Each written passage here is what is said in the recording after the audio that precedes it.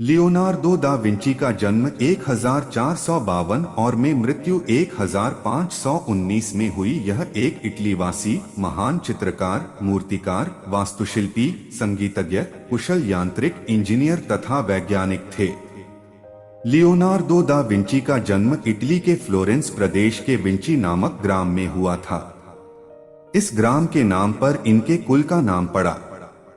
शारीरिक सुंदरता तथा स्फूर्ति के साथ साथ इनमें स्वभाव की मोहकता, व्यवहार कुशलता तथा बौद्धिक विषयों में प्रवीणता के गुण थे। मानवता के इतिहास में सबसे बड़े बुद्धिमान और प्रखर बुद्धि के रूप में पहचाने जाने वाले लियोनार्दो दा विंची के प्रेरक कथनों का संग्रह हम प्रकाशित कर रहे हैं। हर इन कथनों में आपको उनके ज्ञान और जीवन की समझ की झलक दिखेगी। इनसे सीखें और इन्हें अपने मित्रों तथा परिजनों से भी साझा करें।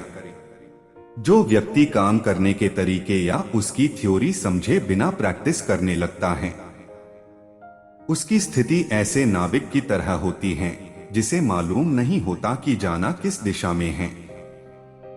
आप दिन में 24 घंटे भी कुछ नया सीख रहे हैं तो भी दिमाग को थकान नहीं होगी।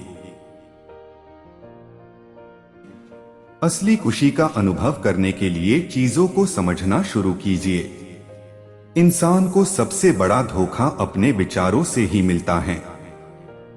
एक अच्छा और समझदार व्यक्ति सिर्फ ज्ञान की ख्वाहिश रखता है।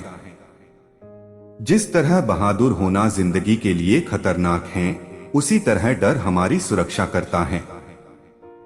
मैं उनसे प्रेम करता हूं जो मुसीबत में मुस्कुरा सकें, जो संकट में शक्ति एकत्रित कर सकें और जो आत्मचिंतन से साहसी बन सकें। एक अच्छी तरह से बिताया दिन सुखद नींद लेकर आता है। जीवन बहुत आसान है। आप कुछ काम करते हैं, ज्यादातर में असफल हो जाते हैं। कुछ काम कर जाते हैं। जो काम करता है उसे आप और अधिक करते हैं। अगर वो बड़ा स्तर पर काम कर जाता है तो बाकी लोग तेजी से उसे कॉपी कर लेते हैं। तब आप कुछ और करते हैं। ट्रिक कुछ और करते रहने में है। जहां मैं सोचता था कि मैं जीना सीख रहा हूं, वहीं मैं मरना सीख रहा था। वो जो एक दिन में अमीर बनना चाहता है, उसे 1 साल में फांसी पर लटका दिया जाएगा।